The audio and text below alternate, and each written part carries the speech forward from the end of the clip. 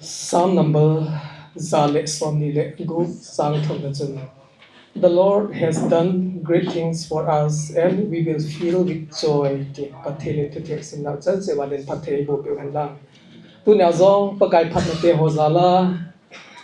Kita bang program tu pi ta hobung azong poba khalo program ho tu na ei chan tu ba. E program ho panthe ta dinga zong pathin mapuina te ho chan zalwin pathin nga ke pa thu ane sei chi utin.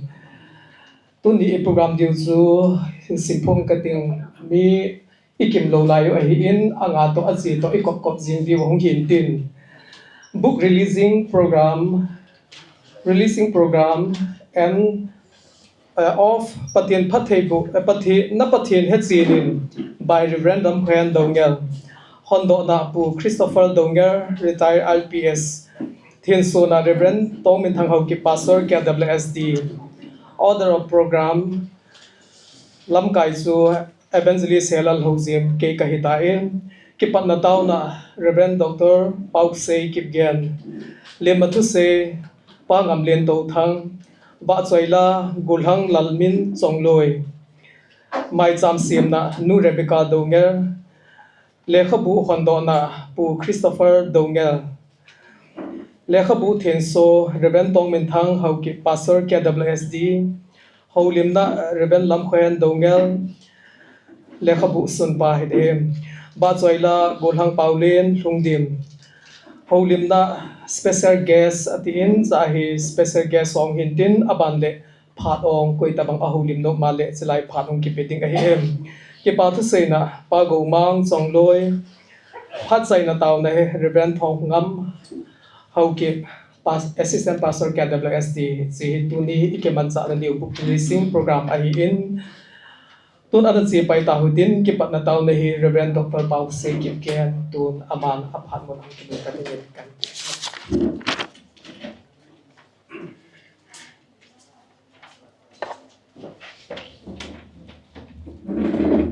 tao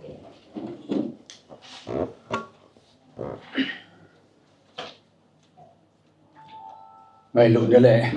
lùng sen na happy dim sa ka ba chung ba the kum sang ni le som nya nga nei bu hung ke ba som ni go kumbul takipat na hap takipat na isim thum chan na ta mang phat dam na pha hin ko pha bi pi hoi jalin maspen penin hallelujah pa kapagai Jesus Christa minin lo pinel thaba na ma kan pe ne nalung sana happy na lo pi ta ne chanawa tonin nirasapo Reverend hensa alung thema nangin gyal do thina nangin na ho lim pinale alung thema nangin na ho lim pina akuna agyal kho pen le pathe nang ma ta san sa te nang ka ta san naw le na cha ka hina wa nang ma ki chi ta ka het ding hi na lo pin he ki chi ta ka ta san ding ho aman alung tup alung gyal na thu thingen adi hi ji in pakai tunin hitabang to do thina nan pi na akonin so pi mi iat pi in ko hormone nirajapon han do ding le tuna programa hitabang ki mang thi dinga ka programa ki pan thi dinga dam nal phat pha ni pi hoi jalen namin thing kan thawan ni hi ke bolo se nang ma lo pina hi a dalung delam to ga so nai thiringen ka program ho nang ma khona kan hlan do in apana pat asai to gain ning ni lam ka lang adia ja programa min song akimang ting narjapo pastor pa hin ahong do ding pa hin chele akala thusai ding ka hibin ba sala sading ka hibin kolesia bungthum chang som na sei yesun the bolyo se si pathin lo piren bolun tin yesun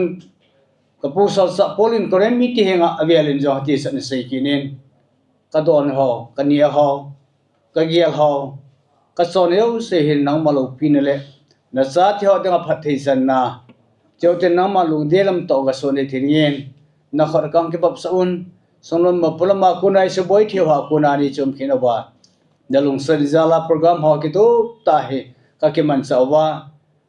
aji pale ni sumi ti hole seo te ongyo sedinga tu na he thagawa hal na tha ki pana tha seo tel tu na ka program ho hinang ma lung de lam le kalung thima wa kan gal dot naw le an gal dot na ho to go so nai therin ka hin khol ka ta sa ka program ho hi na khot kang ke bab sawa na pan pi ngai sa jo sei thang ba puma pakai Jesus Christ ai hu hing pum na kan thu mo hi amen lungbo numta tau na hindei pewa ren Dr. Babu say kip gan sunga ki pathu se vin tu aban si ke duhitin to alien na tu se pangam le to thang tu ama pharmadan tu ta digen phakan pe he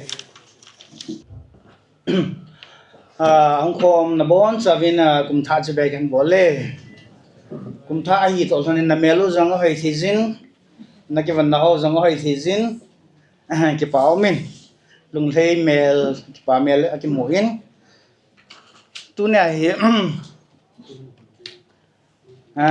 in sung mi hina azong ke le cha thim ta kong din to hi in I think as a member of Cookie Worship Service Delhi cái assistant pastor pun le ha kada ji ete le hubung mi khan hina azong kele sa thim ta khong din to he kele sa pi ki pa pi su kai diu ta sa no mi ama sa penin in sung mi hina lim na thu se dinga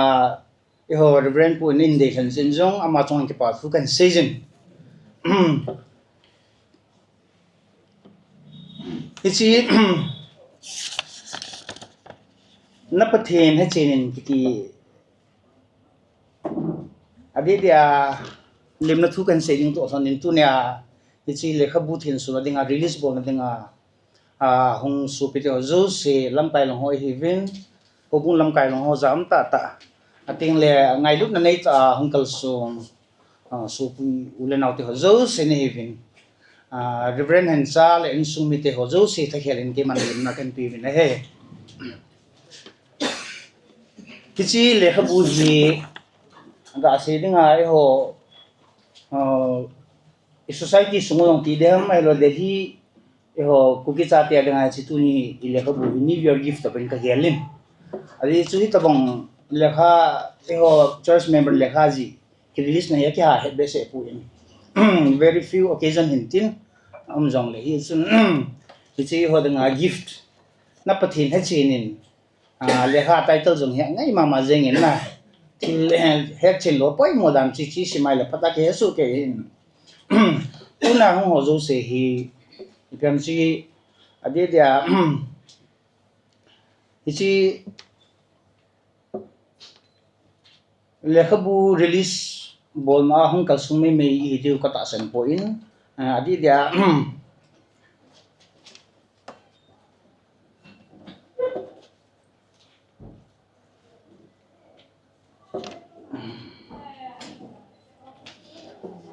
ichi le khabu an ji na hi ho reverend pun na sata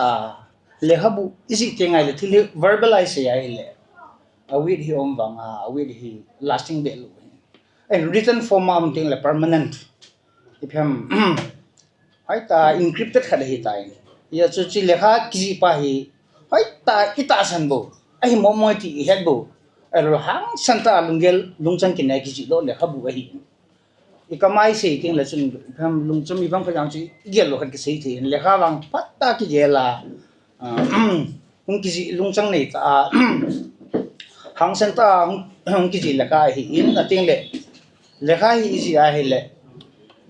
mo ji jeng the lungel thu ta lu na ai lo le lungthim imagination ai lo le vision ibang ki ne ya chi le kha hi ki ji hi not only that chi ka le kha ji hi ilung thi my feet ta san na kini chi ka le kha ji hin chen ga na impact min te ti pa ta san na si ni ma chi ki ji hin e sei ba ma chi na hetna nei lo khan le kha hin mo ji the lo in thil het him ka chun le kha a ji hin chi na hetna gil ta hai ta lung pi ki yela ki ji le kha hin ateng le chi phat lu ta le kha ki ji hin ni het ni thu he po in ya mehnat kolte to se la mehnat phat zong le tha le zung zong le lung thim zong le iza kai na sata chi lekha ji don la nga hi chi ho author pu hin lung thim se na pha da se na hitamon le hai an ji do hin ya chu chi tu na ho zo se na ma pi ga se dam idea se aban banai tai hung nga idea so hi compile and bol in journey of ideas ti jo hamna ama journey of ideas lo le pi ha ama imagination hi written form a hung do thi hi hiti ho zo si hi ki pa pi na za lai ho zo si hung kal su nge be ti chu chu kan phondoh no ma hin ki pa pi mei mei hi po in release boarding mei mei hi po author pun thal zunga pi ho thil phat api hoi tho zo si ki pa pi na za la ama ipham hin ki pa pi hi in ye chung ichi leha hi ikat he du chu leha hi ti te ngai le leha hi leha ki ti hin mihim te het gil nai pi be he leha ki tin mihim te het gil nai pi be uvin ateng le leha hi pata isimai le ibol nom lu kha jong chu leha insima pa na chu ibol nom le lung thim kha jong akinein not only that che leha hin mihim jong hin nasta pham a cho thoba alung thim ki khel sa thi he chi hi mi ho holimna example tampi aumin chi leha kan sim zen chi kan khat ji chun chung kan ko khelin ti ho hi tampi aumin chi tu na chi na pathin ha chenin know your god ki tiong hi tabong mama chu mi ki khel sa thi ding situation will change bol thi ding lekha ahun ding kin mama jingin kada bible ai kan he pathenin Kamite hin hetna alhahsam ji uvin su mangin aumin vinati hetna alhahsam ji hetna hi pia pa na hong ki be ham tila tam zo hi ho hi itamon lekha insima elo thil ja jan insima in na article so ja chan sum la hetna hong ki be hetna ki be chana chi ya jinga weapon thana pong hi ya chu hetna alhahsam te ngai le personally hetna alhahsam ai le iloi go la yong pham ya ngai ki pel na thi elo alhahsam na tam pi he ya chu Israel te on chi tamang hetna alhahsam ji ba pathin ta so akacha nga na si hi si na patheina chening ti lekha bu isima hile ama hi khat part 1 part 2 in na ki hom khanin na chi mu hat copy hi mu nai lo den soft copy si part 1 part 2 na ki homin na patheina chening ki pen pa hi ma sa he hile part 1 na si pen ne hile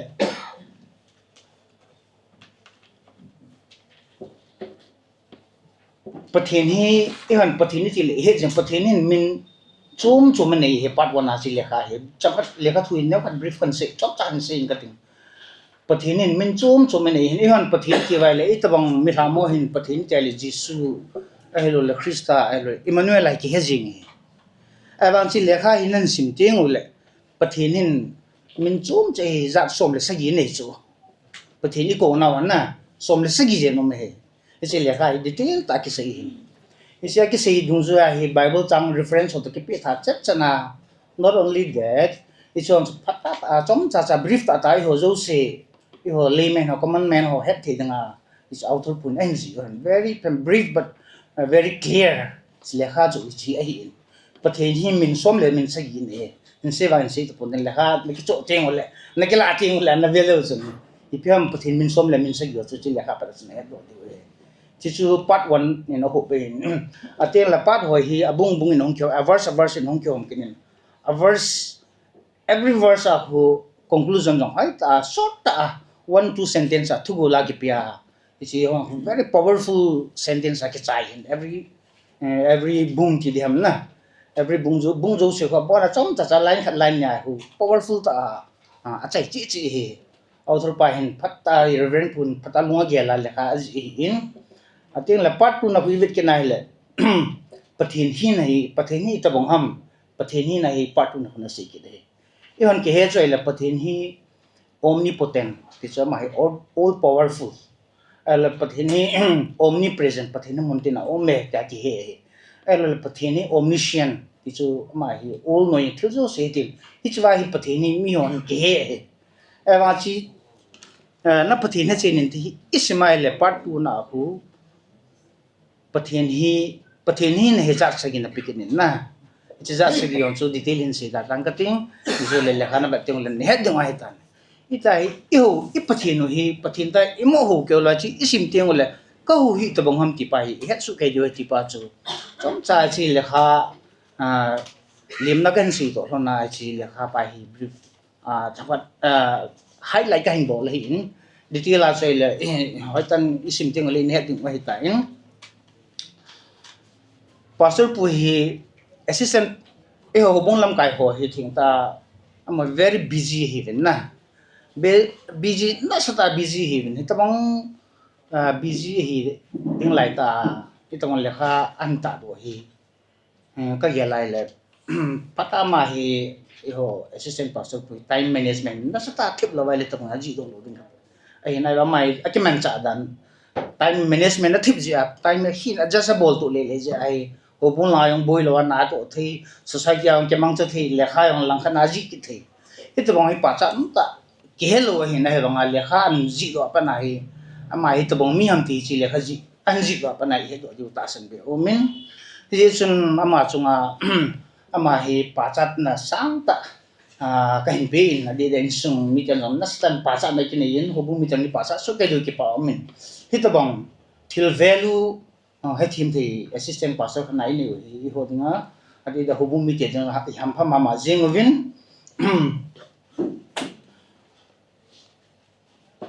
ichi legai sima pa nai nasta pathin to pathin hina pa ihetna pathin ikenei be na hi nasta in hena pa nai ini be dong ta sa no min yesun lekha han sim te utin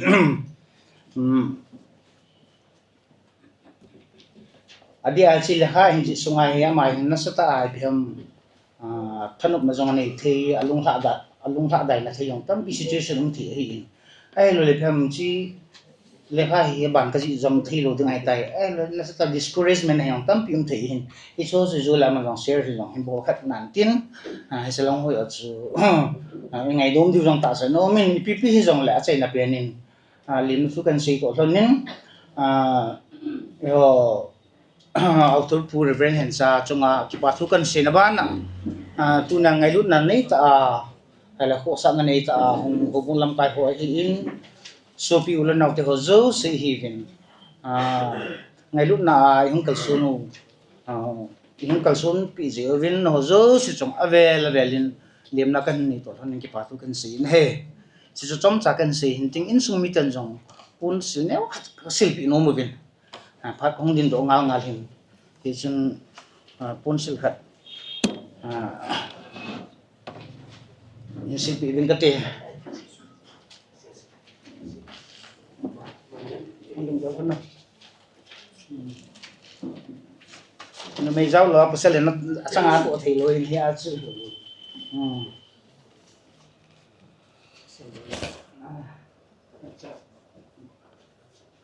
behind every successful man there is a woman.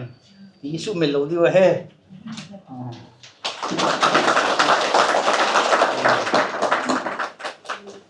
Lim na thu chom cha kan se na kan se nin te ka se kel ka se hula lu mala pathin min ki ngai da mu ti ka ki pa Aman si kin huitil lem na thu se pangam len to thang chunga ke pa thu ise vin tun ba choila gulhang lal min chong loi hintin ama hung ki chai ting a hele mai cham sim na nu Rebecca Doungel aman ain ki la pai ding ikiti movin tun gulhang lal min chong loi cha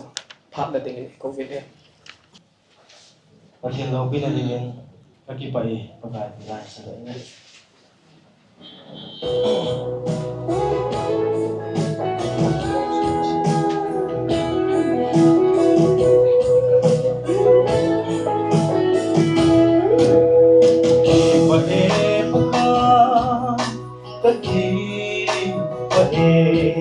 John say the ding kasa hey hu hing zalin namin ting pathang vai hallelujah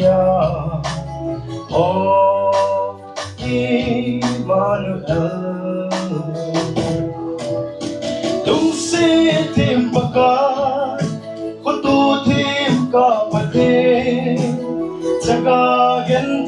ahau avai khen nei lâu leng ho dâu si le pakai dâu si pakai tôn son in kamin kiza jing han kaki pa e baka kaki pa e ne le za sil le che nei pi za lin namin ting ka thang vai hallelujah oh Emmanuel lung si tim paka khutu tim ka bate saka gen thei ahau avai khen nei lâu leng ho dâu si le pakai dâu si pakai tôn son in namin kiza jing han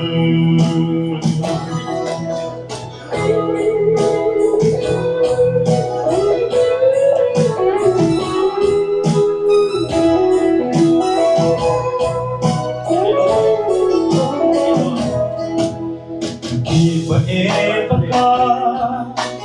ki pa e sum le pai le go nei pi za lin china le hna ho zong nei pi za lin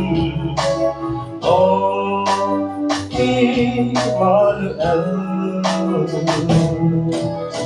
lung si tim paka khutu tim ka pate saka gen thei ahau avai khen nei lâu leng ho dâu si le pakai dâu si pakai tôn son in namin kiza jing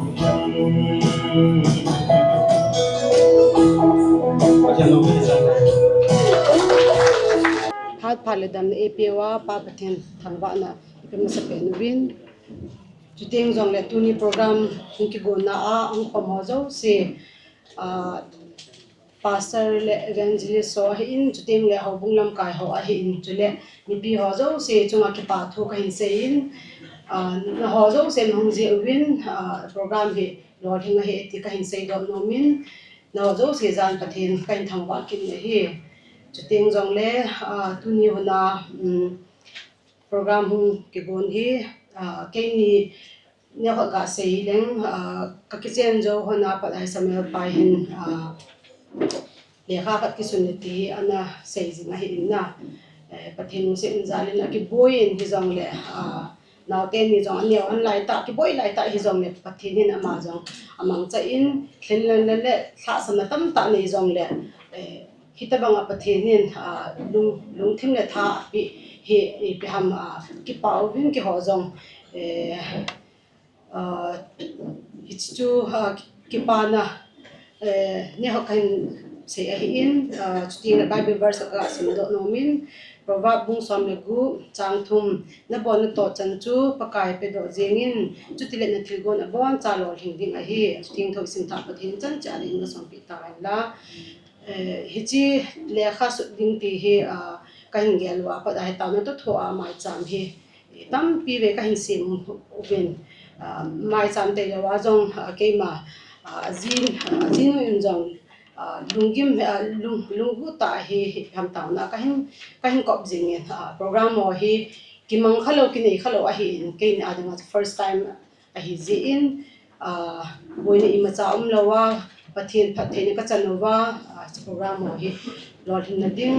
ti hi na ki taw na to tho a Pathen tu ni hona ho zo se hilai mo na in pu khu mi na hi avel Pathen kain thangwa kin ne hi ting jong le tu ni hona samel pa na hin sut na Pathen HENCHEN ti hi tu ni hona asim ho zo se adinga Asian pau pa Pathen hetchen wa ama lungmon kipana ini tha thin dingwin kumtha ahi to kithanna Pathen koma hichi na Pathen hetchen ti book release ki boarding hi Pathen phattheina le mal somna phattheina ichan thin dingwin keman mai cham kain ko in zo ting le hichi mai cham pa sa pa na hin khat ain thlan do ding hi ta in hichan chu keman phat ka hin la hin tin se khil se ba lu ma li ki ngadam te ki pa e le khabu phondoh na pu Christopher Doungel hidika hi in aman phat mon ahin la to thon chun le khabu choi pen chun amala men hung ding hitin ama to hung ding khom hitin ama sa hung ding nom hen lang ato nom abo nom in jong ama ta pha sa phano an kila thin na din ama idin pidi bit ki tebin tun pu Christopher Doungel phano kan te ta he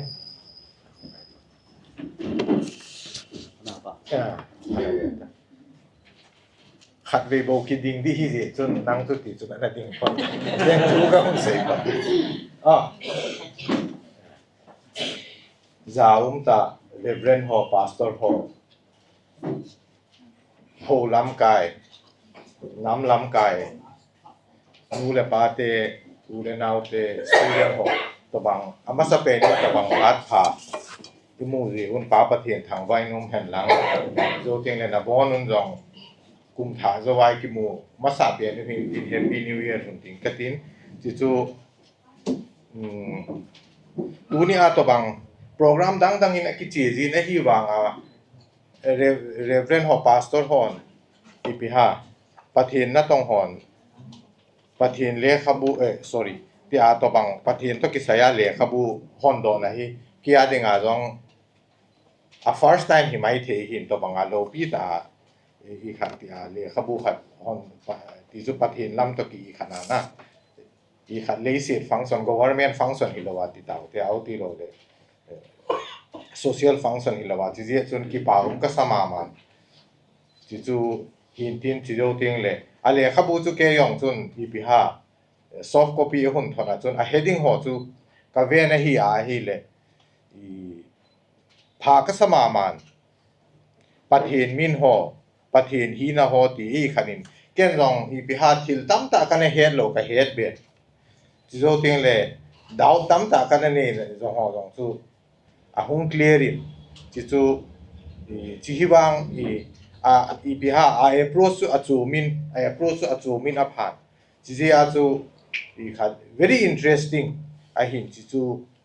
ki pa pi ka sama man zo ting le to wanga Reverend pu Lamkhohen Reverend HENCHEN i khat to wang le khabu khat hun sut the hi ki paung min idam te le khabu khat ki sut ki ti hi mi hin mo a ki bol thei hin idea ki ne ya hi jong le idea jong ki nei lo idea ne ya yong le ga sut di ki ti hi khat mo a ti a thu ki holima mo thu sei to thil khat hi in words ai koi di tiang le thil ki hian dia chu to bang function a ka pan the je in ka ki pa in chi chan chu hin tin chu a chu hi le na a hon na chu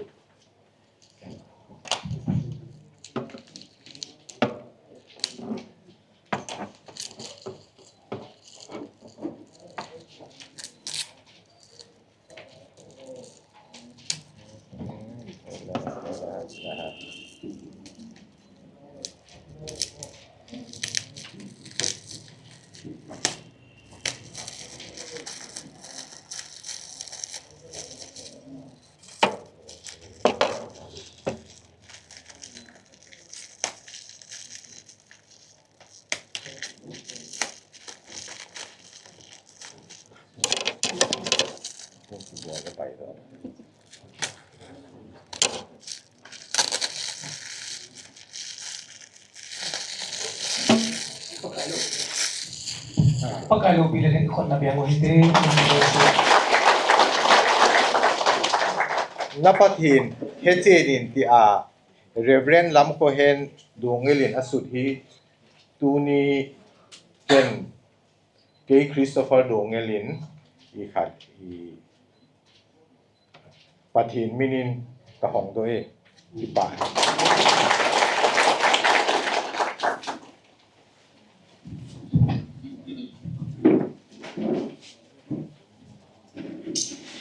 Lekhabu in hamdo bewa bu Christopher Doungel sunga ki pathu isevin Pathenin phatheilou intin tun avansi ki luitin tu ahi lekhabu thin sola rebel tongin thang pastor KWSDN aphan in la pita divin ikitimin sule mai sa nei mun an sim zo pakai mela el tha to pi divin zo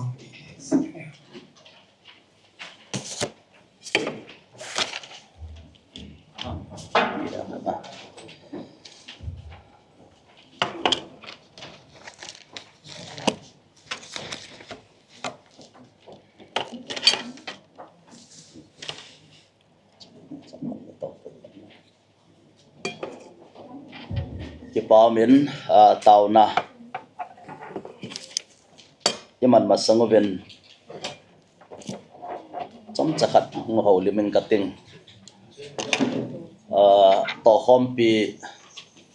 Reverend Lamkhohen assistant pastor KWS ki ho ato hompi pastoral team monjong ki pathu kan sevin itabang le khabu sut do a ngom hi nasata in pacharum kasain aji chu lekha sutti long hi zawa ihon do piu pu Christopher na sei bang chun idea tam ta kine jong le asun do thei lo kium ki da hi in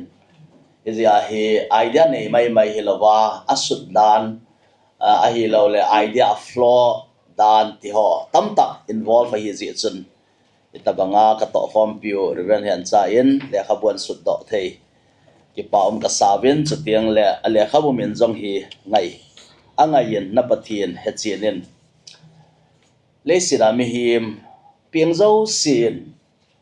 het dinga apoimo pen athupi pen chu patheina hin ai la hi che pathin chu ki mo het kin lo hin pathin jong hi munzo siao ma hi wanga hi munzo sa ki mukit lo hin na hidden god da banga hin ai la hi chi hidden god chi piti ki het theidiam ti le lungthim ta hol amu he ti ki cho lungthim ta holo ho de nga cho pathin cho aki sel ta bang hi jing ke hin ama cho ki phung ji ki phun phat an nei koi ho ko ma ki phungam ti le na lungthim pum piwa nei hol ting le nei mu de wet na ya cho it's a pathin cho kedam ta pathina hin different faces of God Israel te hin min kiti hi amin popa nature dungzu ya na sa jiwa hin Jacob to Esau apin masangova pathinen amin ho du nature dungzu ya hi ahin sa to pe hin pakai je song pin masanga van tilen amin jesu na sa de hetin epiziam til aman ami ho chon sina para hu do de hetin ya cho pathinen jong min hi zat ane hi ipiti dana pathinen min hi zat ane de patin ya chum am ahipur amai khada hin aji cho akila dan a revelation hin cho zo si hi damlo ho ko ba kila dan chumin ahat ho ko ma kila dan chumin ai lo alhahsam ho ko ma kila dan chumin lengle al ho ko ma kila dan chumin chutiang le New Testament in the Bible asut dan ho in vet jong le New Testament a le khabu li the gospel kiti ho ko Matthew win pakai jesu hi aleng hina a asuda hin ama hi lenga hin lugin a hi le amhim hina hikit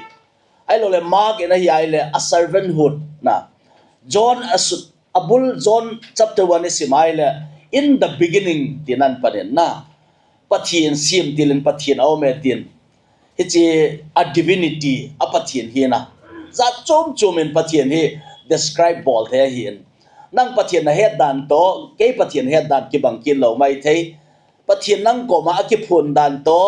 midang ko ma ki phun dan ki bang lo mai thei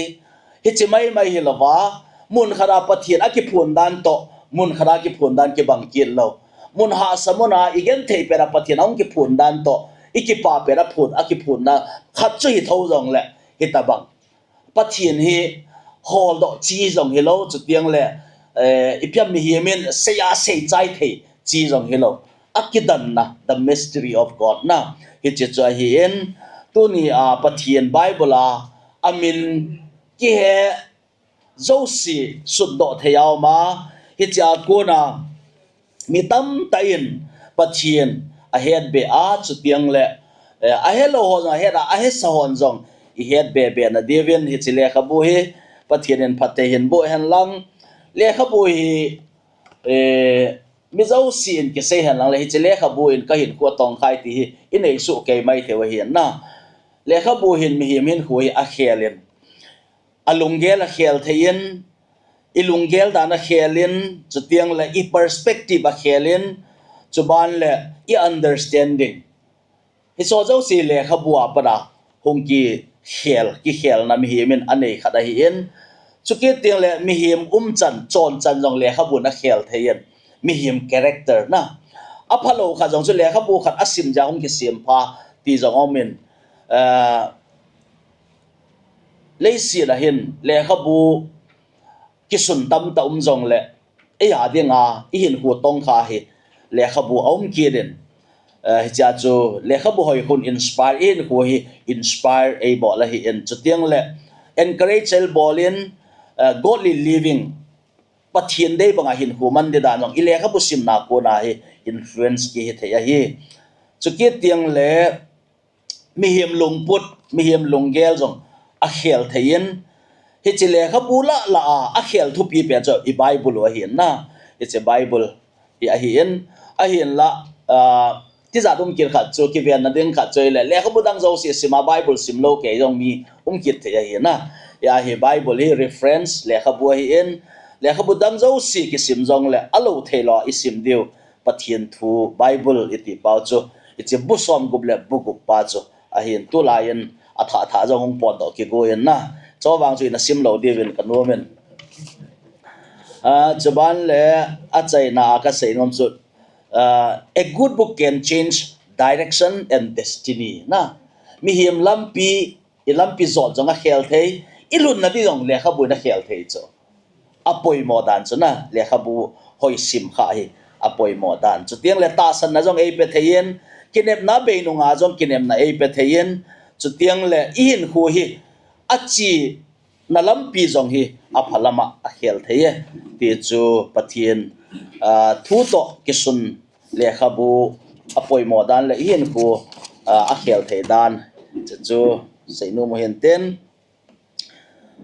Bible mon khaden simin kating rom bung som langa chang lia aji chu nidang laya thu kisun chengsi chu lekha kisun Pathen thua ko na thu hal le lungmon na imuwa kinep na inei theina dingwa ei ho ki hil na dinga kisuna hi tin phat masa a lekha bu kisun zo si Pathen thu ho hi ei ho ki hil na ding chu ki tiang le thu hat le lungmon na imu theina diu le kinep na inei theina diwa kisuna hi atina hi tiang le khada hin sim ki den kating Deuteronomy bungu Pathenin Israel te avai ra naw le mosi mangcha anathupi ngai jin vo Israel pakai ipathin hi pakai khat se bo hi hizi a chu nangman pakai na Pathen chu na lungthiam pum pia na hin khu pum pia chule na thanei na zo sia na ngai lut mong ding a hi tu ni ni khu a keima nang kathupi thu ke sei hi zat pi hi na lungthiam sunga cheng jing ding a hi chule hi cheng si hi nangman in sunga na to pe hi hen lang lampi dunga na wale pe hi zong le na lu pe jing hi hen lang na thodo pe hi zong le abon cha hi na cha te na sei pi a lunglut monga na hil jing ding a hi chuyong le thupi hi zat hi nangma na khut a na som hlop jing a mel chi thei ta a na koi ding na mit te ni ka a na chal pa nga na khai jing jing ding a hi hita chu abon cha hi na in sung kot pi khum dung zo si a zong na ji su ke ya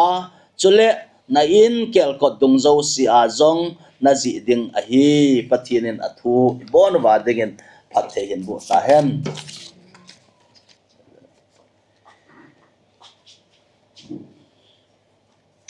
hichi lekhabu na pathin HENCHEN know your God kiti Reverend Lamkhohen Doungelin asut hi asimzo sin pathin ahead be che na dingule a phalama hin hu ki khel na le su chat na ahitheilou ding le pathin lo pi na dingin keima Reverend tong min thang how keep pastor cookie worship service Delhi in tuni January tarik thumpakai kum sang ni la som ni le gup ni khun pa pathin chapa pathin chule thagau thiang pathin menen ka thanin a hi Pathenin phathei bu ta hen amen tiu tele tau na mangote ngai lu na dim set pakai pathin thu a chu mu thein ta sa in ong ke su tan e hola aumin e hon jong alo pi na imu veti a sei zui ten anasudo na thu aging mai hilowa sutto a an si a tuni a zong na thu kasim theina laiwa tun sot hin lampi ei ko mowa kalhun na diu mun te ho ei ko piwa jesu lampi thutale hin na ai dan te ho na thu kisun te ho apara pakai nang man tun sot hin kim lo nei na pi zil zalo bin na koma ki pa thu ka seu na hi tunin hi china thu hi hingjing thil bol thei mihem hin khu khel thei mihem lungchang lunggel zo si he su le khel thei mihem hlun na ding tun sot gam khel thei le puilut thei hi china thu hi jin jong na koma ki pa thu ka seu na hi athua ka za mai wi lovin ka su piu ka to khom piu na ha cha pu ren lam kho hen Doungelin pakai pathian hi china thu a head hole ajil hole akoma nang mana phondoh te ho ahin gel ahin ngai tu ahin suda pha chom khat pi analut han lang hi zong le tha le jong senga lunggel ngai tu na senga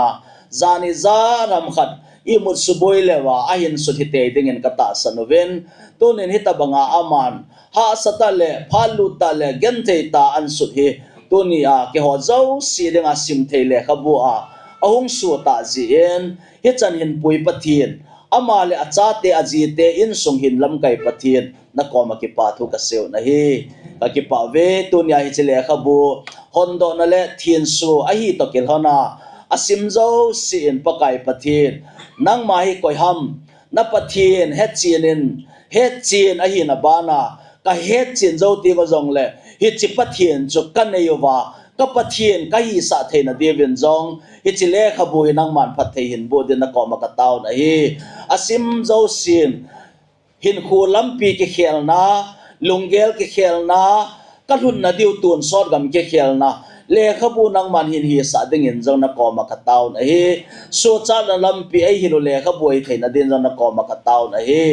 chi le khabu a pu na mi tam ta in nang mai an he ahin he chin be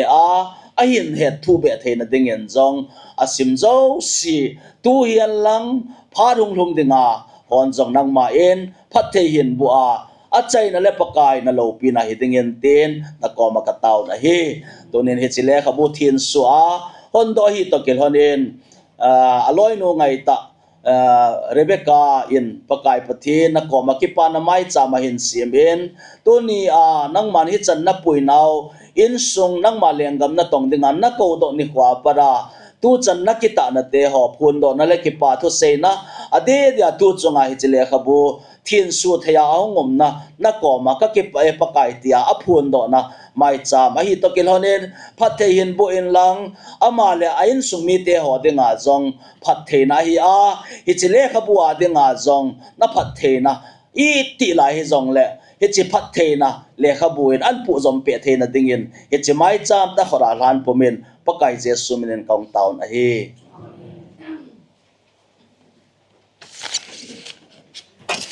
thing de tunia hong ki khom zo se na bon sa ben kom tha che bai ka hin bom sa pen ve chule Doungel ngai to anakini na ho Pathenin nei lo hipia tam nei pia tunia thin so am thei ta zalin tauna sang Doungel isu bhlipia Pathen thangwa na ka hin pi ma sa penin chule hichi akizi jinglai chule hichi releasing program ahong ki gun jinglai hin angai cha akisut wanga jin angai cha tam pi aumin kasim le khabu chung chang kasim masang ka kipan jong ka ga sei do aumin in azi pan kizi jong le sumna pai tam pi lu na tha le jong tam ta lu na hi zin idi chun naute ni go mangte ni ke ni rebek to kana se khomovin to ke ke ya kana ki thowin abanen sumna pai lu na hi zin kanu ka pa pakisa Pathen ni kom kana chivin ida sa ban adul ka hong ki panuwin abanen ti chun hobung lamkai ho ahin church committee ho Kamite life ram ang lol hin thina ding ahin chule church committee yo se kimin pha the tam jong la di den mission sub committee hin nu te lamkai ho ahin ti chun Doungel ngai tu ho hong ki se khoma hong ki tho khoma wa taun ho in pan la khom za lo in program hong lol hin the ni le azole go ma bon hin sei tan tin jong la ka ki pa wal azon ho zo si agel pan gel jong le no ho zo si pan lo wa hi ka bol do zo lo ni zen ho zo si chunga ka ki pa na ka hin hongin chu chom cha ka ki pa na ka ga phona hi na di den lam kai ho in lai not langa in charge ki hi in not langa thik chana hoi lai am khana bol jin diam ting ge la hi le sumle pai jong alu na om ji chung hilang he gam le jong le hobu mi che ki hi jong le ka be nai le not lang ho jong hong tam uvin koi ma hong zo lo di tam ka ti cho hin le tampi ka mun le atum be en silanga hobu mi ti ho chung ki pa na kai phongin hilanga ki bola hi le ma yo se hobu ho in free ai bol pi lai ki man thei ja chu lang hi ki hin del ton to na hi ti che hin no lo se chung in church committee ho chung ki pa na kai hin phongin azawa ngamlen le matu se pan jong bible chang khat an sim do ta in jong le chama ma cha kalunga am ka dei bible chang a hi jin khat ve ka ga sim do nomin hosia bung li chang gu na cho hi in khaben simin ka te Kamite chu hetna alhahsam je uvin su mangin da uvin hi ati hi hin hin puya chi hong ki ji do ati ka sei do nomin aji ka hin ji lo ne khar ga sei len le khapu chung chang detail ta ka sei masangin Pathenin asailam ato lam sangin hilang chu nei mang chana inang le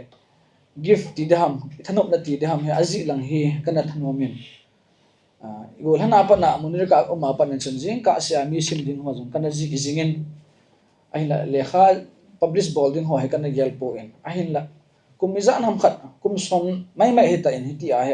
kizi jenga wanga phone ham khat ong se na whatsapp ma ong kisul wala mi si mang jeng achai na akum ong lut pha na hin izi lo si mang pha na he kazi nom ta lo hin ti chu Pathen thu chi mang thai cho hi po in tu hin jong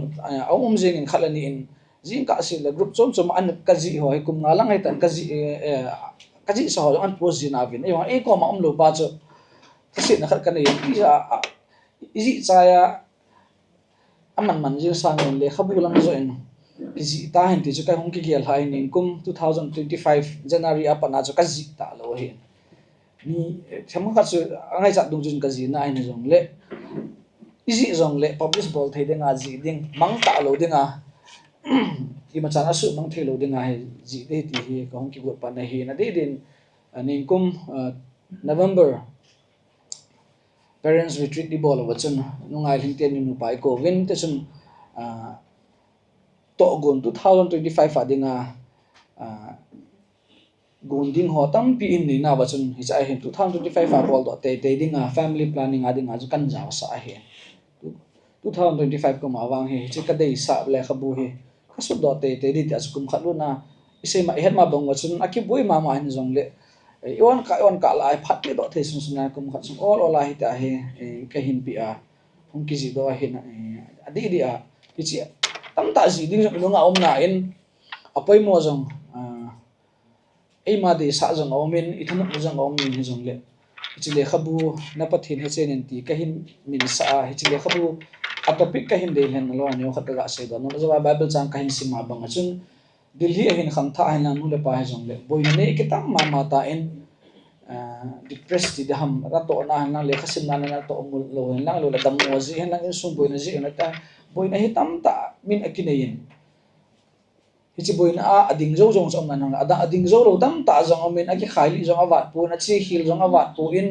tu chan ga ki do do thil lo jong atamin hi elo la hichi lungthim lang go lo wa ta sa jong ana asa tam ta ta in cancer lang i pil na chom chom athia ma jong tam ta ta in na tam dan hi ke gya la he khat zawa thi diong tam pi kum khat sunga thi diong tam pi adi den pathil sin chun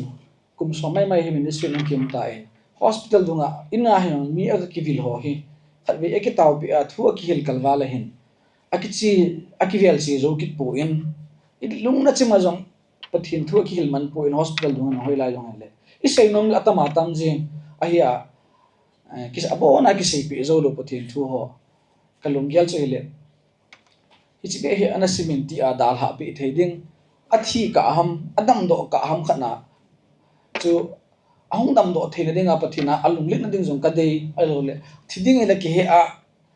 hoi lai chi dam ti pathin thu atil khona po na ichi nom be sei pi zo lo ti hota bang burden ang phana hi chi topic kan le nei in alung len hon jong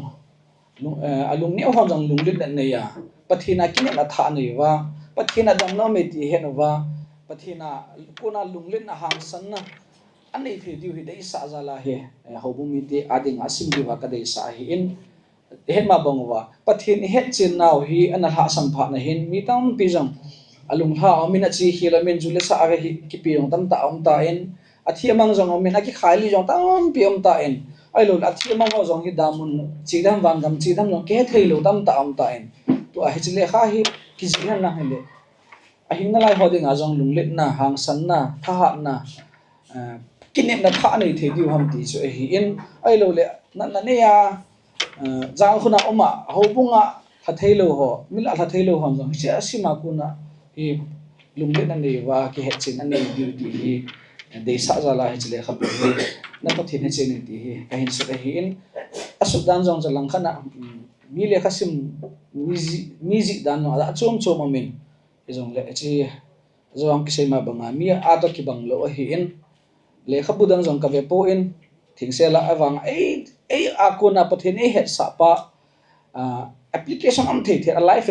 chu chin le khan a khela asim no sim pa lung len a pe te ya hang san na pi a pathin amina kuna bible a kuna hi asim no sim pa ina pan tha la ki ding hang san an ya lung len na nei ding hi kagel kho pen hi a chu til kho na langa chom ta sa ka ji hi in ji be de til tam ta amin jong le 80 mi ti hen lang sa ta sim nap jong kem po in bung khat pe sa kha ji chai te ding a chom ma thei pe na ti hi hin chapter khat chu pe sa khat do hi in le khat bu jong asa pu in asa be se jong le ki sim ngap lo sim chai te ding awa na jong le ji o la ki ji be tan tin sim chai lo en jong le kha sim ki hi sim chai lo sim lo tam ta ang ji nei le choi no ding ko no ding size neo cha ding thu neo cha ding ti hi tam lo ding ti hi ji chung ta so neo hom thei pe na he achom thei pe na hom ki ji ti chu hi in chi kan ji na hin forward jong reven dr khaija kham a hi in reven dino alto thang a hi in pa bishop to hoki pa hi in pa thang hoki pa hi in reven dr p kip ya na hi in pastor pa hi in pa te ho bet sa thei chan ju kana vet sa in comment ham suggestion ham le hin pe win ka ti in on khorong kana pi in ho sunga le khaji jam ho awang ko ma chu na an sei po ve pi po le forward ka ji sa in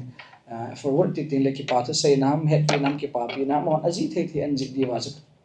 kana pi a hi in ahin la ka ki phat lam ta hi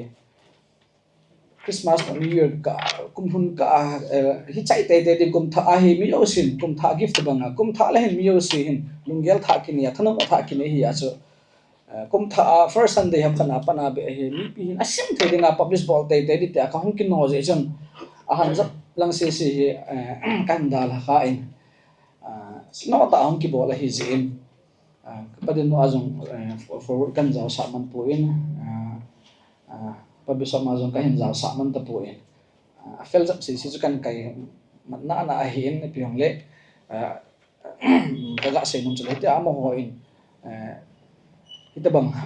happy na pa cha na ki pa pi no in nei zalo chan nyam kyong ka tha no min ei til kho ve ti cha ka sei to no min chi le khabu along tam zo hum za wi no za lo min ma ho lo se chuma ka ki pa na ka hin phongin de dia pathinin to ka sei no chu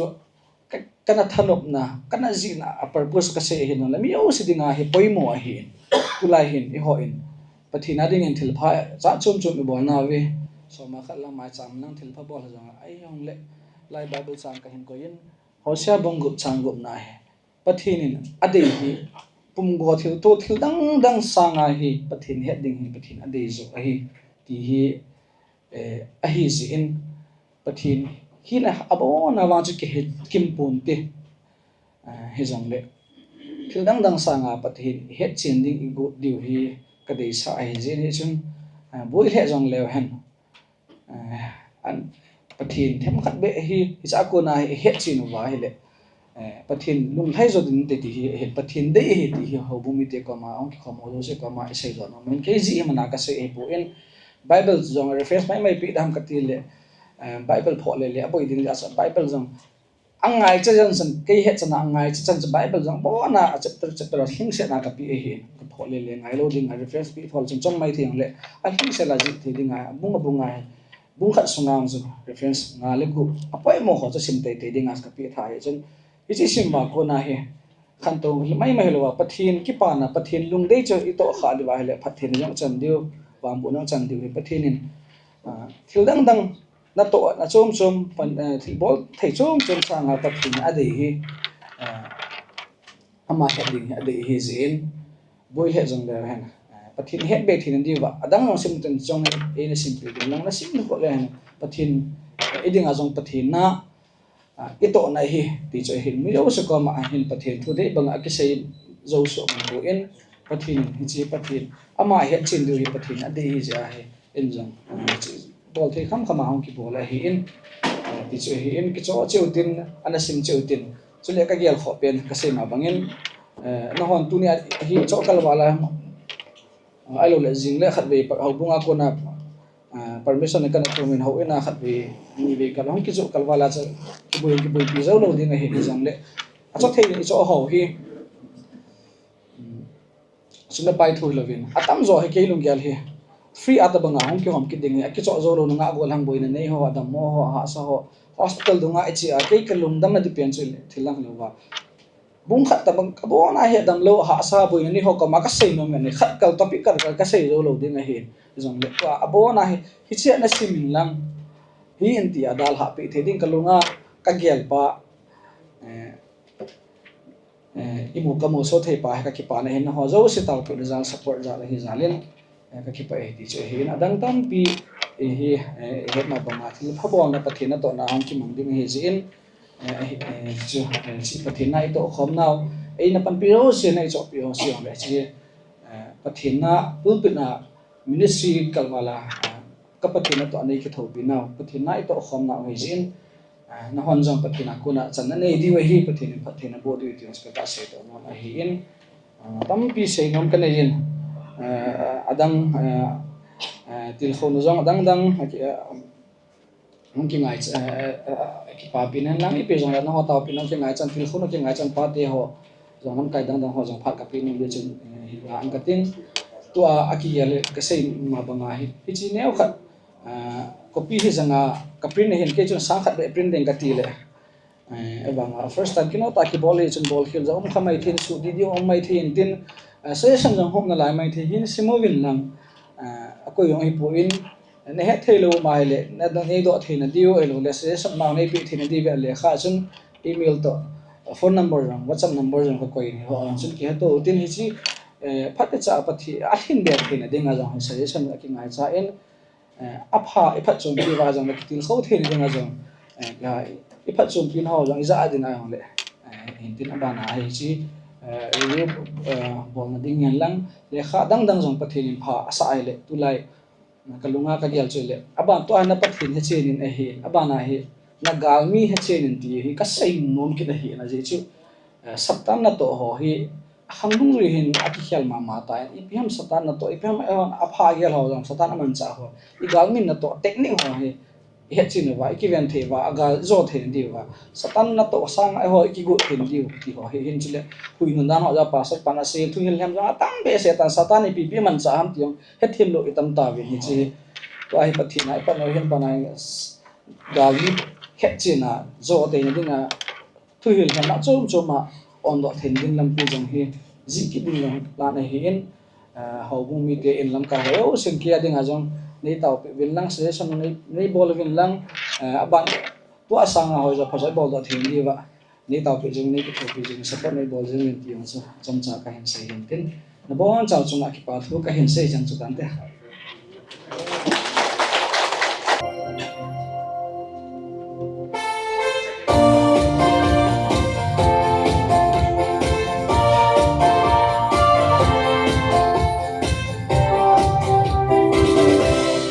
Gading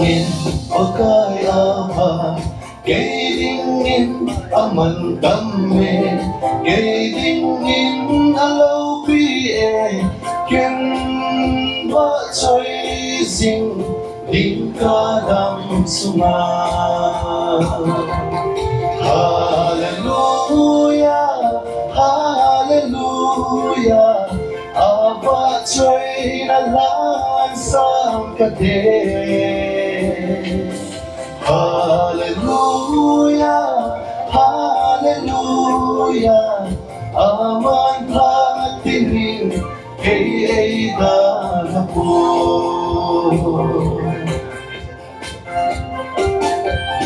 Katinga apat na ho, Kamite in kamuin, nay patrebo na ho song, Pathenin kasim singe. Hallelujah, hallelujah, apa choy na lan sam kate. Hallelujah, hallelujah, aman Pathenin hei da na po.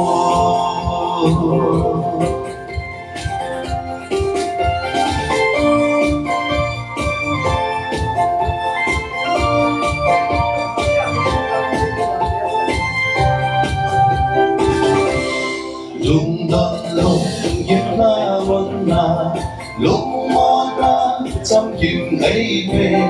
vẫn kỳ mai muốn dâu xia, aman ấy quan vì này hu sinh nghe. Hallelujah, hallelujah, apa choy na lan sam kate. Hallelujah, hallelujah, aman Pathenin hei da na po. Hallelujah, hallelujah, apa choy na lan sam kate. Hallelujah, hallelujah, aman Pathenin hei da na po. Aman Pathenin hei da na po.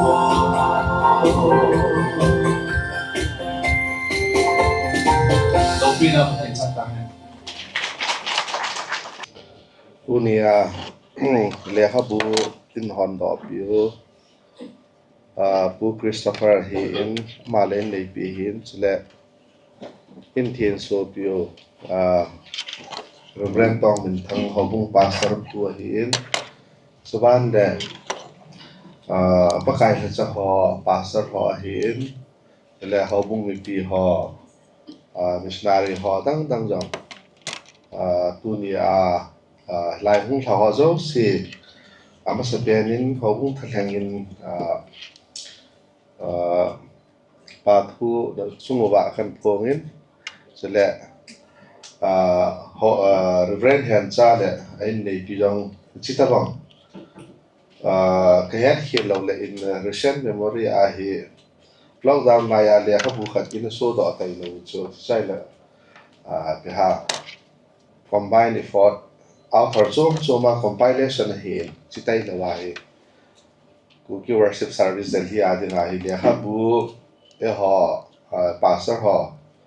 là các hình sun mà sapian cái hết hiện lâu lệ ai hi cái pa pi mà sapian in cái pa pi na họ cũng thay hàng kan pongin lâu pi na Pathen chang ta han cái bao mình hình ra có một sang hình se họ chúng ăn se bằng in họ hi Pathen thu hi atam rồi hi Bible tay lo đăng si hi ai lệ in ngày nó bao hi medium ba hi listening year hi ham ahin ala tampi hin esi Pathen thu họ literature tida Christian literature phata ta hi isim hat po so jang ki ha so be se po ai la tu chunga hi reverend HENCHEN hin akhulang kham ta an bo ki pa min ma ba na jang hi ke cho ta le khabu phata ta ho jang hi translation ham classic so ham ai la wa le ipiti se dia pha chom adang dang jang thangau em ila na di wa hi chi media phai ta hi chi Pathenin phasa yung le mabana yung all ahi ang kiset din yung itaas na rin avialin hobung ahi amanan niya sa ato kikamin tu ni he hobung kindan yung kiwagay ko kipalang yung yung le hobung talangin tu ni ang homlo siya hiin siyang le dang North Fellowship hiin Southwest Fellowship hiin iti ama iktopi na wa le ho iktopi na wa nasata le khabu hi promote bol wa ha ta hi le khabu le khasun ho hi iktopi na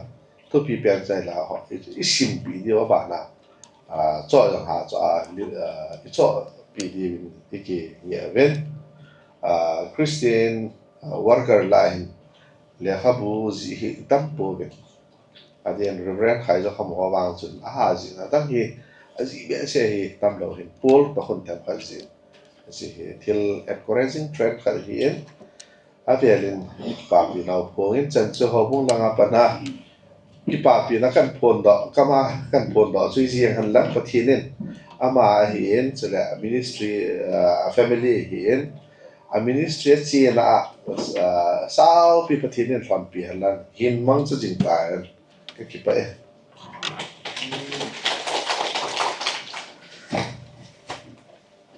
Pathenin lo pe wa ke the di chu ki pa thu isei vel to I he special guest so phat hu hi ta en oi ma za de hai lo dio thu chi ka ta sa len salt and sweet ke ti han ti thu chi bang so ke zi ti e bon se ke ben ta hau lim dong pho phat ki pi ben si sunga he ka hung din lo di he ta en au lim dong zo si aban ban hung ke ta wi tin it's a hung ke sai ting phat ong ting le khat be ka hung ting ti ton get special guest of phat kan pin hem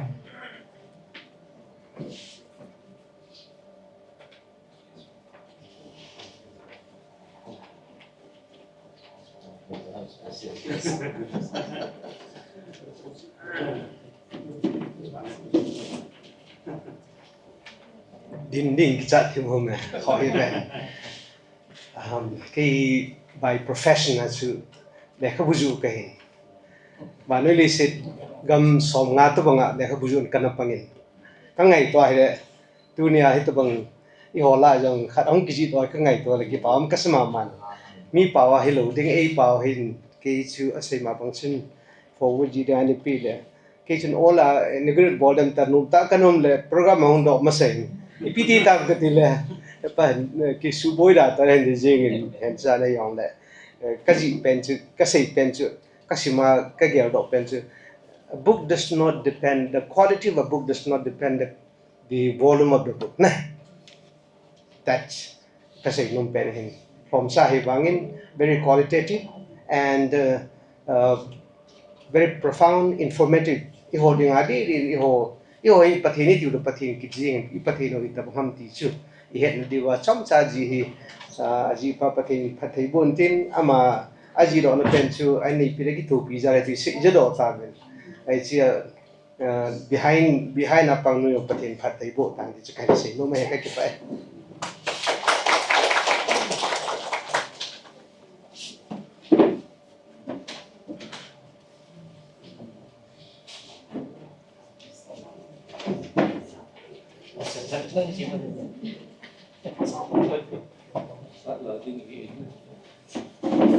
May album Lamkhohen ho HENCHEN chule one dot you Christopher le Julian na HENCHEN mani nu pa jong Reverend HENCHEN ke pau mi man jong in sei na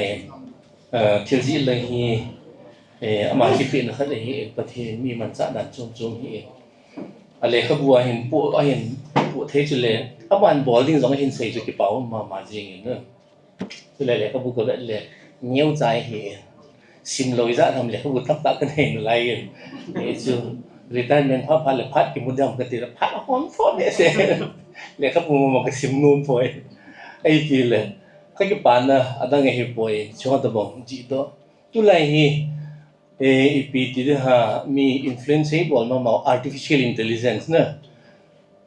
app mà cứ thiếu đâu xí đó là ông số cái Pathen thu rồi hi biết tâm tại Gemini ham hello le chat GPT ham na that na không dong in tin thì chú hốt tao hi man cái quay sim ngai hiện reference rồi ta aji chu vậy na hele spiritual intelligence thì tao thế nè man hi chi hiện thei na pa hi decide cái bộ ngai hi hoi chi ham cái reference pi thì hiện thì achu Reverend HENCHEN chi po do pai cái pau kasama ma jingen congratulations to Bolvin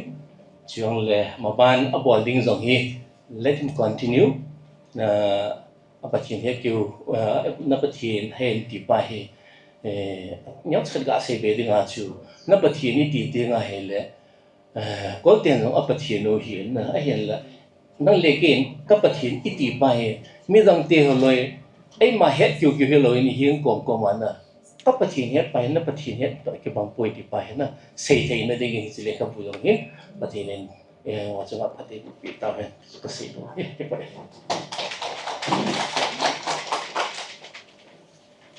cái trong trà phát này mang cái tiếng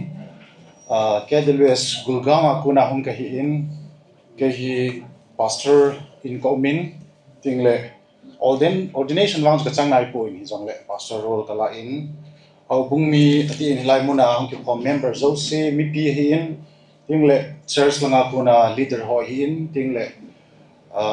dunia program thin sona le hondo nai ne bio tikin tim bu hin ting le phat mun la zo se ke dules gulgang a kun le ke mami mal hinan kum tha i tolonin kum tha che be na bon chawin ken ti ve tuni ni ko hin ke dules gulgang ho bung member ho dam chu hong po in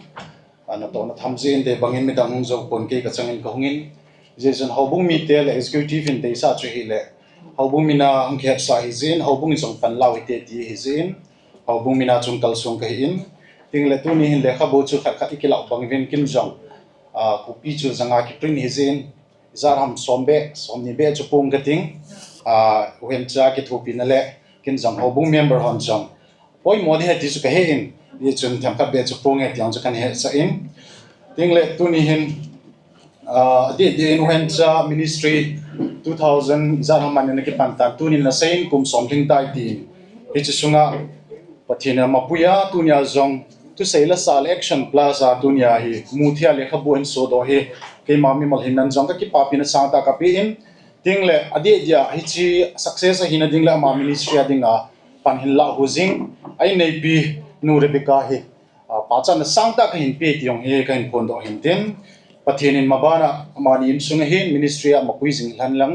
tiếng lệ cha là nào chung hình tin tu nhà lệ khabu imu bang vai hi phát kit tiếng dòng lệ cùng giá đâu dâu ham lệ khabu đang hình số đó kina ite mi pi ki khusom kina apachom ta salama dia apachom lagaw lama dinga zong ei ko mu theu khabu hin so do ke dingin de sana sang pen ken pi e tu hin ho bu minen chi hin pen kate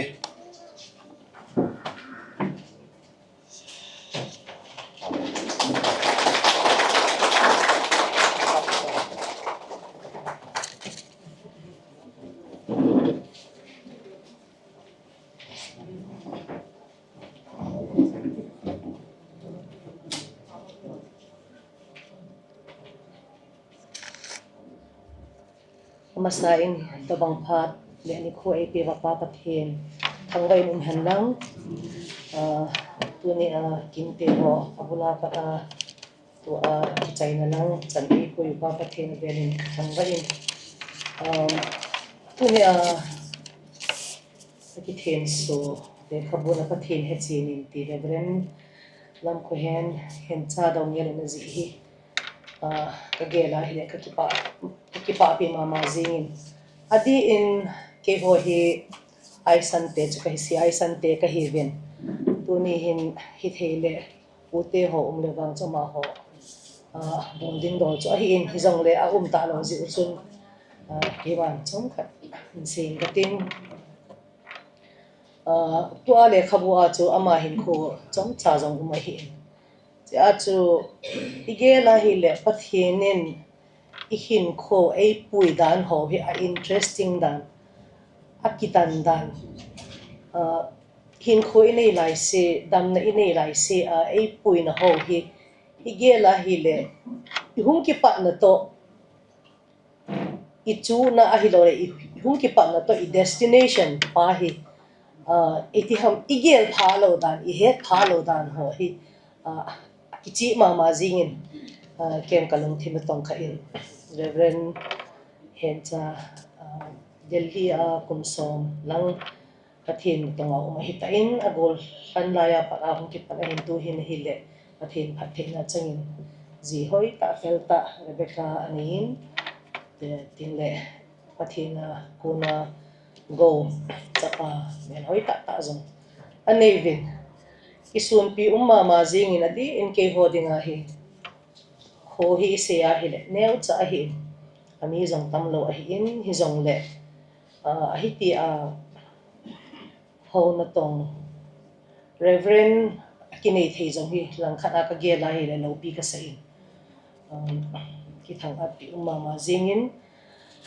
adi in ama zong hi ke sanga ahi lo le ke to banga hi na he dil ko ging cha in so a hi ta ji zum KWS mi gun ta hi in mi fel ta mature ta ka ti di hamna piling ta hi Mihem ho hi gela hi le kidangin akum atamji mi chu mo chi ham mo piling ham zo ahi thei di pun achapang cha khat zong chu Pathenin ne ya hi le akum tam ho sa nga zong ching zo ki ka hi chi ji chu tu ni Reverend HENCHEN zong hi Pathenin he chi in Pathenin na pi in ti hin ei ho India capital Delhi Pathenin mang cha in to ale khabu te ho hinji do hi kagela hi le lunglin jong ka sa in ting le tompan ha pan jong ka sa in ka kipa pi ma jingin achi le khabu thin so na dinga ka hung pan kha ton jong hi Pathen ka thang ba in ke adi in meme pa hin ke ka hin thu se lang pang hi alhahsam ma jing papa jong he inzawa hung din do se chikal wal chu iza ki go jong le di lo ding a hi in chi chu kan cha khat ken tu ni ai kan be la ba hi in aji chu a kholang si ai san lang jong chu ka pan sa num ji chu thil zo si hi Pathen lo pi na hi in eiman ichanga I bol do thei pon I bol do vai pan khom lai tinga hi le thil ne o cha khari ki bol do ji bo hi chi jung tu ni hin le khabu iti bin akithen su e akiti hi jong le akigu na ho zo se atha azung ahi lo le aphat energy ting le mun chum mi chum aman jong contact abola ahitheilou dana forward bowling chana ya thei top so na ho ating le chi ho zo se abel ni se ta win a backup tu nu rebecca na ma jong fel ka sama ma jingin ahiti easy ten le khabu asu do theiwa hi le wang chu ama chu ha panding mo ahiti chi het sa hi chi chun ama te ni jong pa chan sa ta velin ka penumin ting le ki chaina pathin alo bi ti chu ga se no ma he ka ki ta e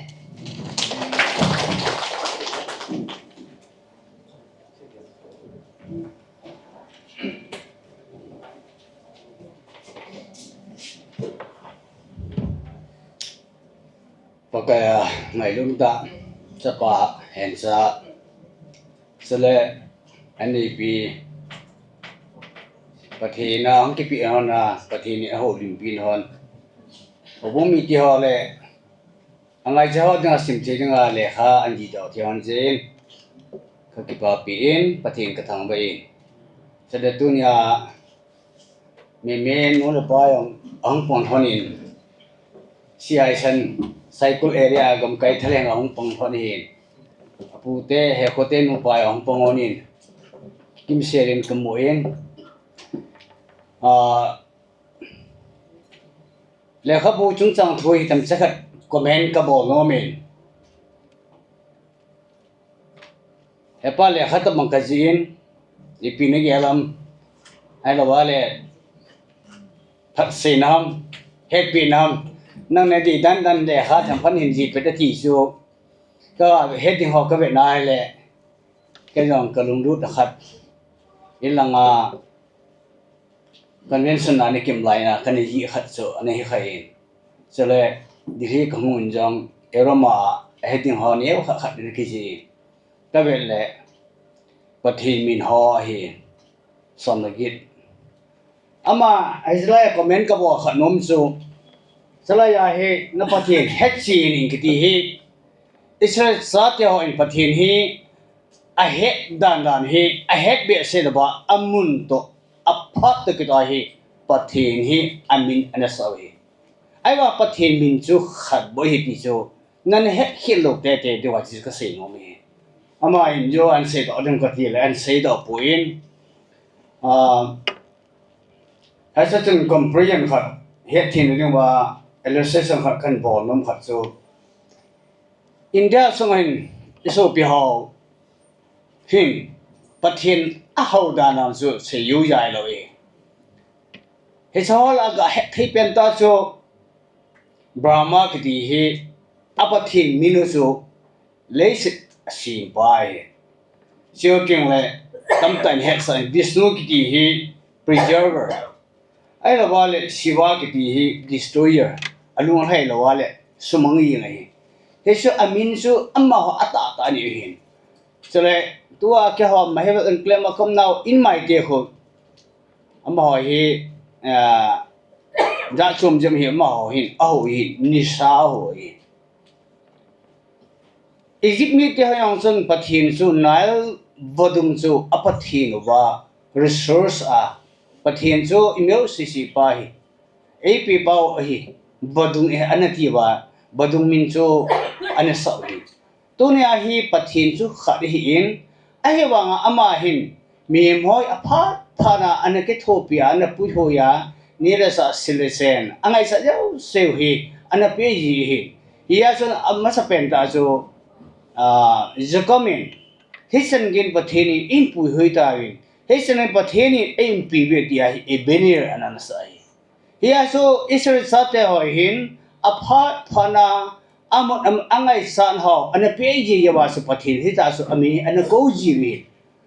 Hisisu Pathen amin ta Bible la umjong la amin ta heloi Pathen hingjing Pathen leise sipa Pathen jo adi ta su zawe Pathen in jo te le eho hingpu asapa Jesus Christa so eho denga khatse Jesus Christa is the only savior he is the only son Jisu hetchen lo dewa dunia hi na ho ne za pa hi HENCHEN le khabu hi HENCHEN pathin hi tam ta Pathen khat se na TV itida na pathen min tam ta min nan ti wale like as confession na hon an ni lo de mo anani kha ma le si su tham chakhat ihetchen thi di wa elo broken body si su apa te khat long na hin tin ama ni gol cha hi chapa masapen mo masapen dana ke ba tan ka go ma hi mà nhong anu ya la hepa te hepui ti din anu len ya he anu hepa imo ti lo he aya lu chu chu til so men tin tu nya he sapa hen sain pakai sapuin an di lo he ke pa piam tai hin không gây bên khi giờ cái phần làm gì mà chơi là ngài không thì ní và thà phải đợi một số và một hiện thành với khen sẽ để những bài ra đông manin aku lam det ka agel doing to ni aku lam det ka disu hensa anu apa na aku ka agel doing aku chu amani rebega to hensa kitchen delia kitchen chun aku hong na ki pa le jing ki ho ko ma jong hong athanok dan chu kamu thejin vang tu hin adam mothim tain kanuniam nu hi ke nu to so pi hin na chi chu hi tam khat ka ga se ki ho relation stance chi chu hi apulam de jong hi ka ga se nom ka ga mention nom ki na chi pi ja ham te la ho na tong het ke nu na tong pathen leng ma dum du ta dum chu ta tong ai ta na tong mi hin atupa hen cha evangelism and bola evangelism hi achipana reverend hi kit na mabana jong pathen lengama tong jong jing thia kal sun hi te in ka kine te in ka ki thanga uvin tengle mabana jong ama jong ana to ana lama katina na to ti su pathen lengama to ana ma cha jing hen ti pa chu ya jong pathen nga katau pe jing naw le katin naw katil ho jing naw se hin he chu teng le se le khabu han ji do the hi pa chat sang ta ka pem ani chu zo atam esei che uvin le khaji ti bai he point hi chi an ji do the na aloi nu mon hai ta supportable ai ti mu sin he aloi nu re ka jong pa chat na sang ta kan pe na hi appointment chom kana nei je chon kong ge jam ka ki phalam ni jong le hita bang pha ho imu the na ba no ba pathen chu hing tu pau tang ka ting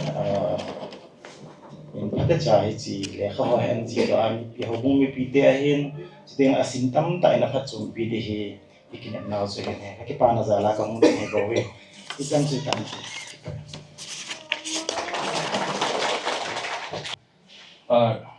Reverend Tong Win Tang, how the Tong Panutin, Reverend Tong Win Tang, okay, Amantin, so the left forward a suit he into meet in Loham Kamahe, Pastor P. Pastor P. My Pastor P. on the party. Oh, Pastor P. on table, long keep out me, is he to meet in YouTube. Abanin in Pide, in Pide and Hetimutin, Pa Christopher, Pa Christopher Doungel, let no Juliana Doungel. Amani, gonna go with it.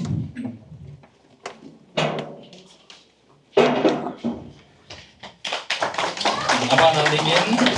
pa Bishop Pathen, okay.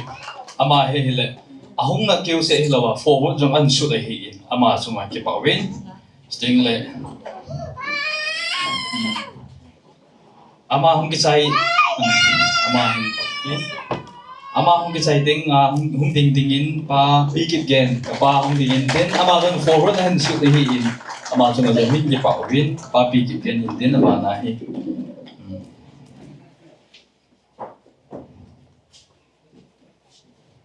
So in tin gắng cha kan bo jeng deu hi in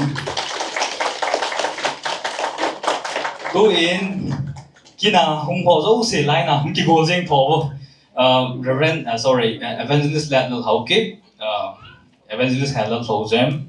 reverend thong nam how ke pangam lên tàu thân mình trồng lối cô thằng tàu lên thung tim cô thằng kakai bài té cô thằng gigin hậu kip cô thằng obed mate lulun Doungel ahin tin amao se cho khát về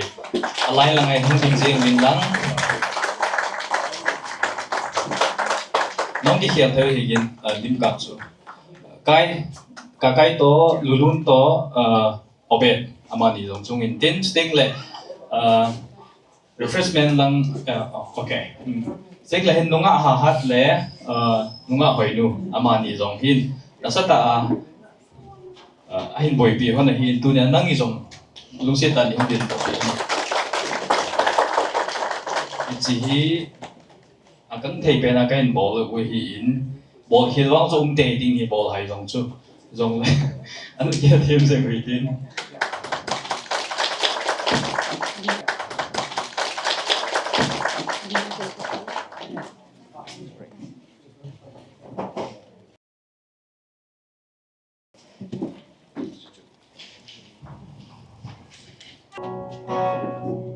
Hin khô tùy bì kì nông tùy bì na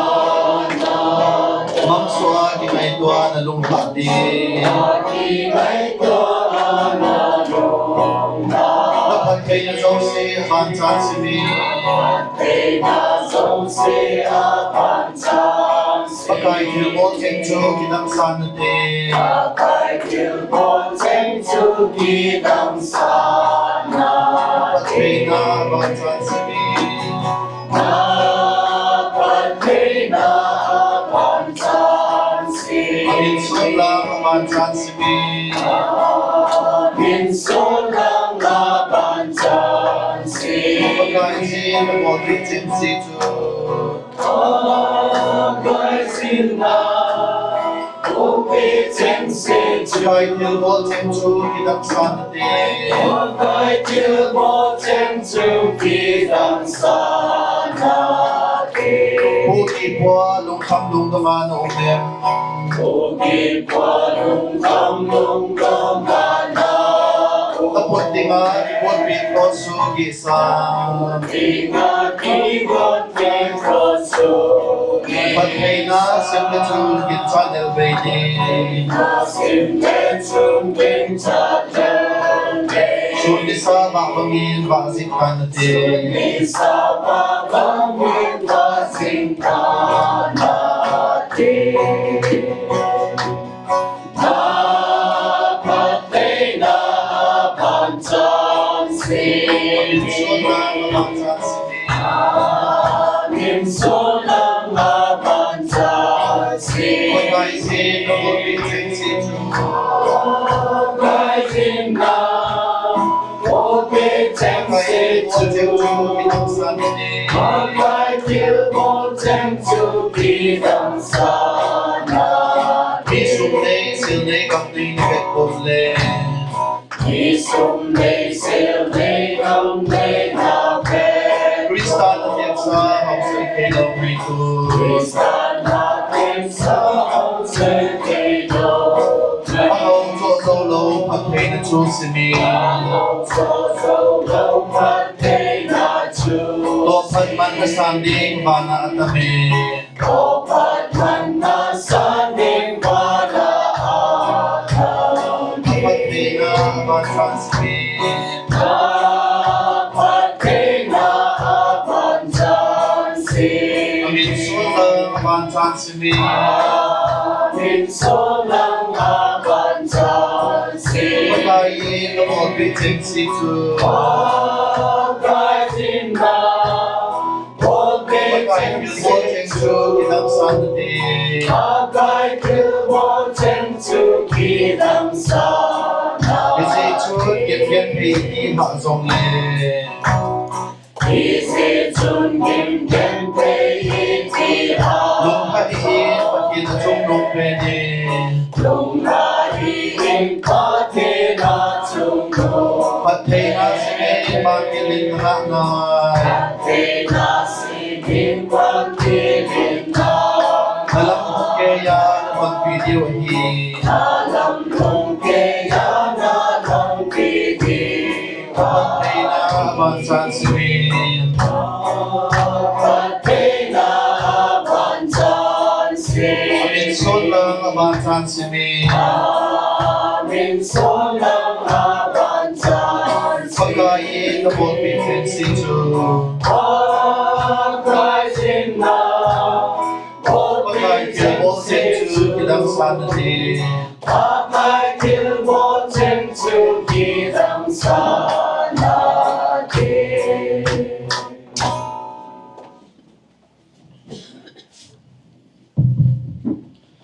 Bon chan ni din si utin ke man pati ho jau se khum khana ke patu se man ka ki pau ve hinjing hat chunu bana pakai ka Pathen na lungse na la ngai lut na ka chamu ve tu ni mihemin ka lungu vin ka ni gel vin ka ni ngai to vin ita bang phan hong lung ding am ni ko hong lung ding hin kho tui me jing ka dai tui te bang mu lo lam saw hin kho jot ka hiu to ke hanin pakai ka Pathen tu ni na la chapu to hom pi reverend hancha na la cha na ato na pakai ministry and bol na alung got bang na alung dai bang ta pakai na sa te ho chunga na hin na thua sai na hi hanlang ministry a bol na hi hanlang pakai ka Pathen he pa mun le phat te ho kilem chang au lo zi in dei bang ta in na hin na thu te ho hi sei do na la sei thei na an yum ji pon hi je chun na sa ta in na ama nong ti ma thu na sei na na tongin challenges burden on ang manapi in dunian pakai ka Pathen nang ma ang sunga taw na la thum na a burden na nei te ho pakai na ko ma thu te ho ta mo so atong do thei ding anang mana ko ya dunya he je book ama in ahin ji know your God na Pathen HENCHEN in tia pakai he ji le khabu hina ki chi mai hilowa dunia pakai ka Pathen sim thei ding la ngai thei ding la za thei ding la pakai ka Pathen na o te ho ngai thei ding la za thei ding nang ma phat thei bon za la dunia na so na ha cha in na min theng pa na han do na la theng so na ka hin nei ta ke na hin sim thei te ding la ngai thei te ding nang ma nei koi wa tu ni ka program te ho boy na ima lo hela phat cha ka chai thei ta je bin ke pa thu ka se bin na min lo pi sa na kan thang bo bin ka he dunia hi chi le kha hi aji pa in pakai burden na ya nangma anga taw to thua alung thi manang in phattheina bo te ho aji ha te ho hi pakai nang in simjo se lung thi ma thu se na to ngin nang pakai nang in phat nei lo puma pakai athua sai thei lo te ho lekhan je ma hong kisi te ho hin pakai ka Pathen na tonga na thu ahin achat thi bo thei kha hin na thu hi Mihem hin kho khel thei hin na thu hi hem to cham jam sanga hem zo hi ta ke na hi chi thu hi Mihem tam ta hin kho na to a ki khel na ya nang ma thu ka nai wa nang ma thu ka za wa ka hetchen bo hi lo wa ka nei wa ka hin pi wa nang ma lo pi ki phondoh na ka nei na thei lu vin pakai Pathen hin bo dingin na kho na kan ki hop sa hi din ka hin ka ki pau ve pakai na Pathen bo na za ni ka program kan ki gon te ho asung le apwa ko na isi boy is not Pathen lo hela phatte cha ka chai thei ta je min ke pa tu kan savin na anga na min lo pi kan thangwa win ke hi dunia program personal hung jaw ho jaw se da len jong na ko ma ke pa tu kan sei na hi pakai tunin ha pa ade se na na cha te ani and chai hin Rebecca hin ain chung mi te ho jang pakai nang ma hagaw thing Pathen bu in lang din pin lang hi sang pa zo lo kai zo na lenga ma ding man cha pa hung ding thei de na Pathen bu na bang bu na kan tu be win ke hi pakai tu ni ka phat te kan sei ta ke hanin in chung mi te ho a ko ni ngai lu na za refreshment te ho jang hong ki semin kan ne te ka don te Pathen nei bo pi wa ta sa ati sa na phele do ba pa na hagaw na ma ke lung se ta ke ngai lu na pa na thei ding in no khona hin ha na hi cho cho se hin na min thieng pa na ati san thieng na to ka pakai Jesus Christ ta min na ka taw wa hi amen